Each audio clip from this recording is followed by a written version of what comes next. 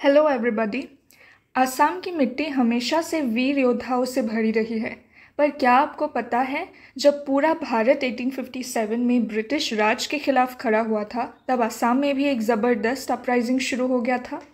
आज के इस वीडियो में हम बात करेंगे एंटी ब्रिटिश अपराइजिंग इन असम 1857 का भारत का पहला संग्राम और कैसे मानीराम दीवान ने ब्रिटिश को हिला देने की कोशिश की। साथ ही समझेंगे कि ये रिवॉल्ट असम में क्यों फेल हुआ और इसके बाद क्या इम्पोर्टेंस थी। वीडियो को एंड तक ज़रूर देखना और अगर पसंद आए तो लाइक, शेयर और सब्सक्राइब करना मत भूलना। चलो शुरू करते हैं। एंटी ब्रिटिश अपराइजिंग इन असम। तो 19th सेंचुरी यानी 1800s के 30s एंड 40s के दशक में ईस्ट इंडिया कंपनी ने भारत में अपनी पकड़ बहुत मजबूत बना ली थी और असम में भी उन्होंने पूरा कंट्रोल जमा लिया। उन्होंने एक स्ट्रॉन्ग एडमिनिस्ट्रेटिव बेस बनाई और जो भी लोग अंग्रेज़ों के खिलाफ आवाज़ उठाने की कोशिश करते थे उन्हें दबा दिया जाता था। गोमधर कुंवर और पियोली फुकन की बगावतें इसका एक जीता जागता उदाहरण है, क्योंकि ये बगावतें सफल नहीं हो पाई। अब ये एडमिनिस्ट्रेटिव बेस का क्या मतलब है? एडमिनिस्ट्रेटिव बेस मतलब एक ऐसा फॉर्मल सिस्टमैटिक सेटअप जहाँ से ब्रिटिश लोग असम के ऊपर अपना कंट्रोल, कानून और गवर्नेंस चलाते थे और इसमें होते थे ऑफिसर्स, ऑफिशियल्स और रूल करने का एक प्रॉपर सिस्टम को हम एडमिनिस्ट्रेटिव बेस बोल सकते हैं। अब अंग्रेज़ों ने असम की इकोनॉमी पर कब्जा करना शुरू किया। उन्होंने एक नई रेवेन्यू सिस्टम लागू की। उन्होंने उनकी नज़र बस एक चीज़ पर थी और वो क्या थी? टैक्स वसूलना, यानी कलेक्शन ऑफ टैक्सेस। गरीब किसानों और आम जनता की परेशानियों से उन्हें कोई भी मतलब नहीं था और उन्होंने कुछ भी मेजर्स नहीं लिया गरीब किसानों और आम जनता की डिफ़िकल्टीज़ एंड प्रॉब्लम्स को मिटाने के लिए। तो असम में ब्रिटिश के आने की पहली जो एडमिनिस्ट्रेटिव सिस्टम थी, वहाँ पे रेवेन्यू कैश के माध्यम से कलेक्ट नहीं होता था। लेकिन अंग्रेज़ों ने कहा कि अब सब कुछ पैसे में दो। गांव के लोग तो गरीब थे, उनके पास पैसे कहाँ से आते? तो इससे उनकी हालत और भी ख़राब हो गई। तो नीचे दिया गया है हमें एक टेबल, एक स्टैटिस्टिक्स का टेबल, जिसमें हमें दिखाया गया है कि असम में टैक्स कलेक्शन यानी रेवेन्यू कलेक्शन कैसे बढ़ता गया रिवॉल्ट ऑफ 1857 के पहले। तो डिस्ट्रिक्ट कामरूप में 1832 to 33 में 1,10,181 रेवेन्यू कलेक्शन हुआ और उसके एक साल बाद 1842 to 43 में 2,52,991 और 1852 to 53 में 2,95,996। ये था टैक्स कलेक्शन का नंबर। ठीक उसी तरह दरंग में 1832 to 33 में 41,506, फिर 1842 to 43 में 1,35,454 और 1852 to 53 में 1,57,995। नौगांव में 1832 to 33 में 31,509 इतना टैक्स कलेक्ट हुआ और 1842 to 43 में 1,10,318, 1852 to 53 में 1,28,873। सिपसागर में 1842 to 43 में 80,843 कलेक्ट हुआ और 1852 to 53 में 1,14,463। तो लखीमपुर में देखो 34,780, 46,553। सो टोटल हम देख सकते हैं, हमें टोटल फिगर दिया गया है यहाँ 1,83,196। इस साल में इतना टोटल टैक्स कलेक्ट हुआ और 1842 to 43 में 6,14,382 कलेक्ट हुआ। 1852 to 53 में टोटल टैक्स कलेक्ट हुआ 7,43,680। मतलब 20 साल में टैक्स 4 गुना बढ़ गया। सोचो ये कैसा जुल्म था। तो अब क्या हुआ? लोगों के पास टैक्स देने के लिए पैसे बिल्कुल नहीं थे। उन्होंने मजबूरी में महाजनों से कर्ज लेना पड़ा। ये महाजन ज़्यादातर मारवाड़ी और बंगाली बिजनेसमैन थे। मारवाड़ी, केया एंड बंगाली बिजनेसमैन जो इंटरेस्ट पर लोन देते थे। लोग अपना घर बार ज़मीन गिरवी रख कर किसी तरह टैक्स चुकाते थे। अब गांव वाले बेचारे क्या करें, गांव खुद में आत्मनिर्भर थे, बेचने को बाजार भी नहीं था। तो उस समय आसाम के गांव बहुत ही सेल्फ सफिशिएंट थे, हर घर में सब कुछ लोकली प्रोड्यूस होता था। तो मार्केट में जाके चीज़ें सेल करने का कोई भी स्कोप नहीं था, मार्केट की कमी थी उस समय। खेती से कमाई होती थी, लेकिन जब मौसम खराब होता तो फसल बर्बाद हो जाती।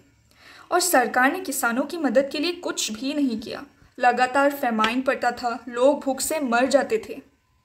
और 1851 में हालत इतनी ख़राब हो गई थी कि कामरूप और दरंग के लोग अपने गहने सामान बेचकर भी जब अनाज नहीं जुटा पाए तो अपने बच्चों को बेचने लगे, सिर्फ एक मुट्ठी दाने के लिए, for a handful of grains. And at the same time अब ऊपर से बीमारियों का कहर 1839, 1847 और 1852 में आसाम के बहुत सारे गांवों का एनाहिलेशन हुआ था, जिससे यानी बहुत सारे गांव उजड़ गए थे ऐसे एपिडेमिक्स के कारण। आनंदराम धेकियाल फुकन ने इस बारे में एक चिट्ठी लिखी थी ब्रिटिश ऑफिसर मोफट मिल्स को, और उन्होंने कहा कि आपने जो टैक्स लगाया है वो किसानों की हैसियत से कई गुना ज़्यादा है, यह सरासर अन्याय है। और 1800s के शुरू में 19th सेंचुरी के अर्ली पार्ट में ब्रिटिशर्स ने आसाम में टी गार्डन्स बनाए, अपर असम में ब्रिटिशर्स ने टी गार्डन्स बनाए, और टी गार्डनर्स को खुश करने के लिए उन्होंने उनकी ज़मीन का टैक्स माफ़ कर दिया। लेकिन सरकार को तो रेवेन्यू चाहिए था ना, तो ये बोझ गरीब किसानों पर डाल दिया गया। फार्मर्स को अब ज़्यादा टैक्स देना पड़ा। तो ये तो ऑलरेडी हमने डिस्कस किया है कि ब्रिटिश जब आसाम में आए तो उन्होंने पुरानी इकोनॉमी को बदल दिया और एक मनी इकोनॉमी ले आए, मतलब हर चीज़ को पैसा के हिसाब से तोलने का सिस्टम। लेकिन इसके साथ साथ और भी चीज़ें हुई जो असमीज लोगों के लिए बुरी साबित हुई। जैसे इंडिया के दूसरे स्टेट्स में हुआ, आसाम में भी ब्रिटिश एडमिनिस्ट्रेशन ने छोटी इंडस्ट्रीज़ यानी कॉटेज इंडस्ट्रीज़ को बर्बाद कर दिया। आहूम रूल के टाइम से आसाम का पाट और मुगा सिल्क पूरे इंडिया में मशहूर था और इसका मार्केट में अच्छा डिमांड था। पर जब ब्रिटिश आए तो उन्होंने बाहर का कपड़ा जैसे मैनचेस्टर का क्लॉथ इंडिया में इंपोर्ट करना शुरू कर दिया और लोकल कपड़ों को सपोर्ट करना बंद कर दिया। अब सोचो, जब सस्ता फॉरेन क्लॉथ बाज़ार में मिलने लगा तो लोकल सिल्क इंडस्ट्री की डिमांड गिर गई।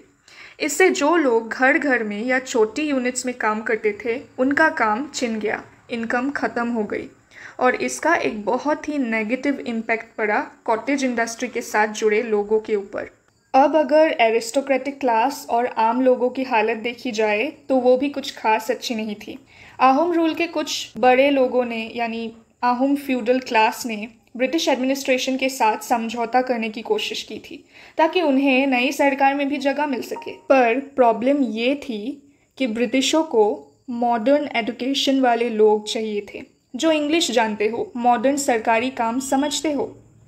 बहुत सारे आहूम बड़े लोग पढ़े लिखे नहीं थे नए स्टैंडर्ड के हिसाब से, इसलिए उनको ब्रिटिश एडमिनिस्ट्रेशन में जगह नहीं मिला।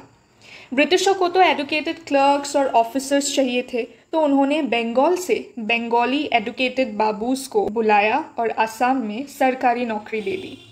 धीरे धीरे आहूम डायनेस्टी के पुराने ऑफिशियल्स अपनी पोस्ट से हटा दिए गए और बंगाली बाबूस पावरफुल बन गए। देखो, कुछ असमीज एरिस्टोक्रेट्स जैसे फुकन, बरुआ, राजकुआ जैसे पद होल्ड करने वाले आहूम रूल के समय टैक्स कलेक्ट करने का जिम्मेदार थे। उनको मौजादार्स बना दिया गया, पर ज़्यादातर टैक्स वसूली का जिम्मा बाहर के लोगों को दिया गया, आउटसाइडर्स को दिया गया, जैसे बंगाल के श्रीहत्ता के बंगाली लोग या फिर वेस्टर्न इंडिया के मारवाड़ी लोग। ब्रिटिशों के इस फैसले ने सिर्फ असमीज एरिस्टोक्रेटिक क्लास को उनके राइट से वंचित नहीं किया, बल्कि ऐसा भी कहा जाता है कि इससे बाहर के लोगों को दबाव और राइट्स जैसी स्थिति भी बनी थी। अब आहूम रूल के समय असमीज एरिस्टोक्रेट्स बहुत ही एक लग्जूरियस जीवन जीते थे, एक आरामदायक लाइफ जीते थे। उनके पास बहुत सारे नौकर चाकर होते थे जो उनकी हर ज़रूरत और हर शौक़ को पूरे करते थे। लेकिन 1843 में ब्रिटिशों ने असम में स्लेवरी बंद कर दी। इस वजह से इन एरिस्टोक्रेट्स के पास उनके खेतों और एस्टेट्स में काम करने के लिए मजदूर की कमी हो गई। तो नेचुरली ये क्लास जो अपनी प्रिविलेज्ड सोशल पोजीशन और पावर खो बैठी थी, नए ब्रिटिश एडमिनिस्ट्रेशन से नाराज़ हो गए। उन्हें बहुत बेइज्जती महसूस हुई जब उन्हें मजबूरन अपनी ही खेतों में खुद मैनुअल लेबर करना पड़ा, वही काम जो पहले उनके गुलाम किया करते थे। जब ब्रिटिशों ने असम में स्लेवरी बंद किया था तो पहले तो लगता है जैसे उन्होंने मजदूरों को आज़ादी दी, लेकिन असल में उन्होंने इन्हें सिर्फ इसलिए फ्री किया था ताकि इनको नए टी गार्डन्स में मजदूर बना के काम पर लगाया जा सके। यानी कि उन्होंने गुलामी का एक सिस्टम हटा के दूसरा सिस्टम लगा दिया। उनके लिए कोई तुरंत सुधार या सुविधा नहीं दी गई और कॉन्सिक्वेंटली जो लोग पहले स्लेव थे वो भी नए रूल से खुश नहीं थे। मशहूर हिस्टोरियन एच के बौर पुजारी के मुताबिक अपर असम के कई ब्राह्मण पुरोहित भी 1857 के रिवॉल्ट में ब्रिटिशों के खिलाफ जुड़ गए थे, क्योंकि ब्रिटिश सरकार ने उनके लेखराज और अनटैक्स्ड लैंड्स यानी बिना टैक्स के जो ज़मीनें थी जिन पर वो सालों से कब्जा किए बैठे थे वो छीन ली और बची हुई ज़मीन पर भी टैक्स लगा दिया और रिमेनिंग लैंड्स पर भी टैक्स लगा दिया। तो नेचुरली ये क्लास भी ब्रिटिश रूल से खुश नहीं थी और विरोध में उतर आए। तो ऊपर के डिस्कशन से हम ये कंक्लूड कर सकते हैं कि ईस्ट इंडिया कंपनी का रूल जो 1857 के रिवॉल्ट से पहले 30 साल तक चल चुका था ऑलरेडी, किसी भी पर्टिकुलर क्लास ऑफ पीपल को खुश नहीं कर पाया। ब्रिटिश रूल के शुरुआती दिनों में गोमधर कुंवर, पियोली फुकन और गदाधर के रिबेलियंस हुए। ये आहूम एरिस्टोक्रेट्स का ब्रिटिशों के खिलाफ एक गुस्सा था, पर ये विद्रोह बस उस एरिस्टोक्रेट क्लास तक सीमित थे, आम लोगों का कोई लेना देना नहीं था। लेकिन जब ब्रिटिशों ने इन विद्रोहों को दबा दिया, रिप्रेस किया, तो धीरे धीरे लोगों में छुपा गुस्सा आम जनता तक पहुंच गया। अब असमीज आम लोग भी ब्रिटिशों के जुल्म और एक्सप्लॉयटेशन के खिलाफ खड़े होने लगे थे। Now let's move on to revolt of 1857 in India and its impact on Assam. 1857 का साल मॉडर्न इंडिया के इतिहास में एक स्पेशल जगह रखता है। क्यों? क्योंकि इसी साल ब्रिटिश आर्मी में भर्ती हुए इंडियन सोल्जर्स ने बगावत कर दी और ब्रिटिश रूल की फाउंडेशंस को हिला दी। तो ब्रिटिशों की जो इंपेरियलिस्ट पॉलिसीज़ थी, जैसे लॉर्ड वेलेस्ली का सब्सिडियरी अलायंस और लॉर्ड डेलहाउसी का डॉक्ट्रिन ऑफ लैप्स, इन्होंने कई इंडियन राज्यों को ब्रिटिश एम्पायर में मिला दिया। अब सब्सिडियरी अलायंस में क्या होता है कि राजाओं को फोर्स किया जाता था या ब्रिटिश आर्मी रखो और पैसा दो वरना गद्दी छोड़ो। और डॉक्ट्रिन ऑफ लैप्स में क्या होता है कि अगर किसी राजा का कोई अपना एयर नहीं होता था तो उसका राज ब्रिटिश एम्पायर में ऑटोमेटिकली मिला दिया जाता था। तो जिन राजाओं की राज गद्दी छीन ली गई थी और उनके सपोर्टर्स ने इंडियन सोल्जर्स की इस म्यूटिनी को पूरा सपोर्ट दिया। ये बगावत 10 मई 1857 को शुरू हुई जब सिपाहियों ने अपनी तकलीफ़ों के खिलाफ आवाज़ उठाई और रिवॉल्ट को मजबूती दी। मुग़ल एम्परर बहादुर शाह जफ़र II, कानपुर के नाना साहेब, मराठा लीडर तांत्या तोपे और झांसी की रानी लक्ष्मी बाई जैसे बड़े लीडर्स ने इस रिवॉल्ट को लीड किया। इन रिवॉल्यूशनरीज का मकसद था बहादुर शाह जफ़र II को फिर से मुग़ल एम्परर बनाना और ब्रिटिश राज को हमेशा के लिए ख़त्म कर देना। जैसे पहले डिस्कस हो चुका है, आसाम के आम लोग भी ब्रिटिशों के एक्सप्लॉयटेशन और डोमिनेशन के खिलाफ उठने लगे थे। अब 1857 की बगावत ने असम के एलिट क्लास को एक गोल्डन अपॉर्चुनिटी दिया कि वो ब्रिटिशों को हटा के आहूम राज को वापस ला सके। इसलिए 1857 की रिवॉल्ट का असम में भी असर पड़ा। ब्रह्मपुत्र वैली के कुछ लोगों ने असम में तैनात ब्रिटिश आर्मी के इंडियन सिपाहियों को भड़काने की कोशिश की ताकि वो भी बगावत करे और ब्रिटिशों को भगा के आहूम रॉयल फैमिली के किसी राजकुमार को असम का राजा बना सके। बराक वैली में भी चित्तगोंग के कुछ सिपाहियों ने ब्रिटिशों के खिलाफ बगावत की थी। जब नॉर्थ इंडिया में बगावत शुरू हुई तब असम में ब्रिटिश आर्मी के 2 रेजिमेंट्स थे। First Assam light infantry Dibrugarh में और second Assam light infantry Guwahati में। शुरुआत में इन रेजिमेंट्स के सिपाही बिल्कुल इंडिफरेंट थे, उन लोग को इतना कुछ फ़र्क नहीं पड़ता था। पर बिहार में सिपाही बगावत की खबर पहुंचते ही डिब्रूगढ़ गुवाहाटी रेजिमेंट्स में भी डिससेटिस्फैक्शन फैलने लगी। सिपसागर और सैखवा के सिपाही बैरक्स में भी बगावत का असर दिखने लगा। रिवॉल्ट ऑफ मनीराम दीवान। अब जो लोग ब्रिटिश सरकार के खिलाफ सिपाहियों को भड़का रहे थे वो असम के पुराने एलिट क्लास के लोग थे और उनका सपना था, क्या था उनका सपना, कि ब्रिटिश को असम से भगा के वापस आहूम राज को स्थापित करना और पुराने आहूम किंग पुरंदर सिंह का पोता कंदरपेश्वर सिंह को असम का राजा बनाना। और इस पूरा प्लान के मास्टरमाइंड थे मनीराम बरभंदर बरुआ, जो मनीराम दीवान के नाम से ज़्यादा मशहूर थे। जब मीरठ में 1857 की सिपाही म्यूटिनी हुई तब मनीराम दीवान कलकत्ता में थे और वो वहाँ ब्रिटिश सरकार को एक एप्लीकेशन देने गए थे कि अपर असम का एक पोर्शन, अपर असम का एक हिस्सा आहूम रॉयल फैमिली के किसी मेंबर को दे दिया जाए। कलकत्ता में मनीराम दीवान की मुलाकात मधु मलिक नाम के एक बंगाली मुख्तियार से हुई और दोनों ने मिलकर ब्रिटिशों को असम से भगाने की साजिश बनाई। असम के बहादुर गांव बुढ़ा फॉर्मोद अली, पियोली बरुआ, दूतीराम बरुआ, मायाराम नज़ीर जैसे कई एलिट लोग मनीराम दीवान के प्लान में शामिल हो गए। प्लान ये बना कि आहूम प्रिंस कंदरपेश्वर सिंह असम में सिपाहियों की बगावत लीड करेगा और मनीराम दीवान कलकत्ता से हथियार लाकर उनकी मदद करेगा।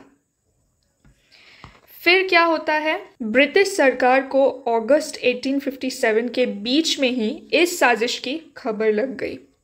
तुरंत रेबल्स को पकड़ने की तैयारी शुरू हो गई।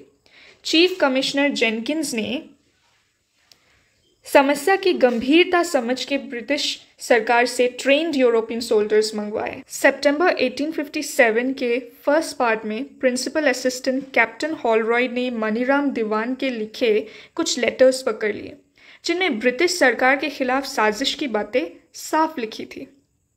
हॉलरॉयड के रिक्वेस्ट पर कैप्टन लोथर जोरहाट आया और 7 सितंबर को प्रिंस कंदरपेश्वर सिंह को गिरफ्तार कर लिया। उन्हें कलकत्ता भेज दिया गया और अलीपुर जेल में रखा गया। इसके तुरंत बाद मनीराम दीवान को भी कलकत्ता में गिरफ्तार कर लिया गया क्योंकि वो इस पूरे कॉन्स्पिरेसी का मुख्य नेता था। उन्हें भी लगभग 2.5 महीने तक अलीपुर जेल में रखा गया और दिसंबर में जोरहाट भेज दिया गया। कैप्टन हॉलरॉयड ने एक स्पेशल कोर्ट ऑफ जस्टिस बनाया जहां मनीराम दीवान और पियोली बरुआ को ब्रिटिश सरकार के खिलाफ साजिश रचने का दोषी पाकर फांसी की सज़ा दी गई और 26 फरवरी 1858 को दोनों को फांसी दी गई।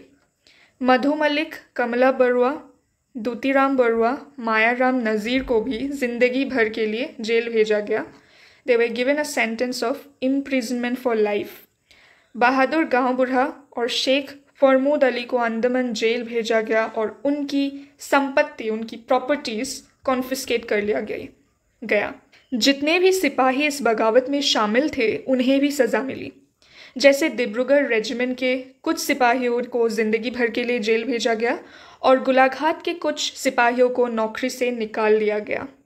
आहूम प्रिंस कंदरपेश्वर सिंह छोटे थे, माइनर थे, इसलिए उन्हें बर्धमान का स्पेशल जेल में 1860 तक रखा गया। बाद में उनको गुवाहाटी वापस आने दिया गया पर जोरहाट वापस जाने की इजाज़त नहीं मिली। उन्हें 500 रुपया महीना पेंशन दिया गया जो 1853 से दिया जा रहा था। 1858 में क्वींस प्रोक्लेमेशन के बाद दूतीराम बरुआ, शेख फॉर्मोद अली, बहादुर गांव बुढ़ा जैसे लोगों को अंडमान से असम वापस आने दिया गया। इस तरह मनीराम दीवान का 1857 में ब्रिटिश को असम से हटा के आहूम राज वापस लाने का प्रयास असफल हो गया। पर इसने एक स्ट्रॉन्ग मैसेज दिया कि असम में भी ब्रिटिश राज के खिलाफ गुस्सा था और लोग रेडी थे फाइट करने को। अब देखते हैं तो नेक्स्ट पार्ट में दिया गया है Maniram Dewan's personality and life story के बारे में। ये एक बार आप खुद से रीड कीजिए। अगर फिर भी कुछ डाउट हो तो please comment down below, I will try to solve your doubts. Next is causes of the failure of the revolt of 1857। ऊपर के डिस्कशन से ये समझा जा सकता है कि मनीराम दीवान और उनके साथियों के पॉलिटिकल और ऑर्गेनाइजेशनल एफर्ट्स के बावजूद असम में वो बगावत की आग नहीं भड़का सके जो नॉर्थ इंडिया में लगी थी। और इसके कई कारण हैं। पहला कारण कि असम में बगावत करने वालों की संख्या बहुत ही कम थी। मनीराम दीवान के सपोर्टर्स सिर्फ जोरहाट और शिवसागर तक सीमित थे। नौगांव, कामरूप और गुवाहाटी में उनको कोई भी सपोर्ट नहीं मिला। दूसरा कारण, बगावत के नेता समय की इम्पोर्टेंस नहीं समझ पाए। सब तैयारी पूरी होने के बाद भी वो सही समय पे बगावत शुरू नहीं कर पाए। इससे क्या हुआ कि ब्रिटिश सरकार को अपने डिफेंस की तैयारी करने के लिए वैल्यूएबल टाइम मिल गया। तीसरा कारण, इस बगावत के चीफ ऑर्गेनाइजर मनीराम दीवान खुद असम में नहीं थे। तब कलकत्ता और असम के बीच का डिस्टेंस बहुत ज़्यादा था और वहाँ बैठे बैठे चिट्ठियों से असम में बगावत कंट्रोल करना बहुत मुश्किल काम था। मनीराम दीवान को तुरंत असम आना चाहिए था। बेशक वो एक अच्छे एडमिनिस्ट्रेटर थे, पर एक बगावत को लीड करने का एक्सपीरियंस उनके पास नहीं था। He lacked expertise to be the leader of a revolt.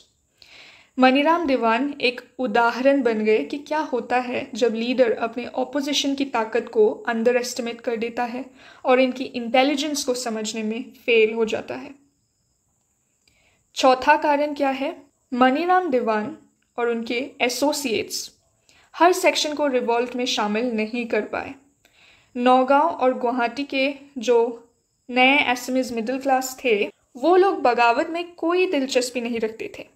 उस समय के SMS middle class Bengali middle class lifestyle से प्रभावित हो रहा था। इन लोगों को आहूम राज के नीचे वापस जाना पसंद नहीं था, इसलिए ये लोग ना तो बगावत को सपोर्ट किए और ना ही कोई सिंपैथी दिखाई। इस वजह से रिवॉल्ट का छोटा मोटा चिंगारी तो था, पर बड़ा कुछ ब्लास्ट नहीं हो पाया। पांचवा रीज़न क्या है? असम के रिबेल्स अपने एक्टिविटीज़ को सीक्रेट नहीं रख पाए, इसलिए ब्रिटिश सरकार को पूरी साजिश की खबर मिल गई और उन्होंने रिवॉल्ट को आसानी से दबा दिया, बहुत ही सक्सेसफुली सप्रेस कर दिया। चौथा कारण क्या है? असम के रिबेल्स के पास ज़रूरी हथियार और गोली बारूद नहीं थी। No access to arms and ammunitions. Maniram Dewan को हथियार लाना था, पर वो गिरफ्तार हो गए और प्लान फेल हो गया। सातवां और अंतिम कारण क्या है? ब्रिटिश आर्मी के इंडियन सिपाही असम में बगावत की बैकबोन नहीं बन पाए। असम के रिबेल्स उनका सपोर्ट नहीं ले पाए, जैसे मीरठ, दिल्ली और लखनऊ में हुआ था। तो इन सभी कारणों की वजह से 1857 की बगावत असम पर कोई गहरा असर नहीं पड़ा। जो थोड़ा बहुत असर था वो भी ब्रिटिश सरकार ने पूरी तरह से मिटा दिया, पूरी तरह से दबा दिया। Importance of the revolt of 1857 इन असम। चाहे 1857 की रिवॉल्ट ब्रिटिशों ने कड़ी हाथ से दबा दी हो, फिर भी असम के इतिहास में पहली बार ऐसा हुआ कि असम भारत के एक बड़े हिस्टोरिकल इवेंट से जुड़ा। सेकेंडली, 1861 से असम में जो पेजेंट रिवॉल्ट्स शुरू हुई वो 1857 के रिवॉल्ट से ही इंस्पायर्ड थी। तीसरा, असम में भी हिंदू और मुस्लिम कम्युनिटीज़ एक होकर इस बगावत में शामिल हुए, जिसने नेशनलिज्म को बढ़ावा दिया। और जब भारत में इंडियन नेशनल मूवमेंट शुरू हुआ तो असम के फ्रीडम फाइटर्स को मनीराम दीवान और उनके साथियों की 1857 की बगावत से इंस्पिरेशन मिली। अगर आपको ये वीडियो पसंद आई हो तो please like, comment and subscribe.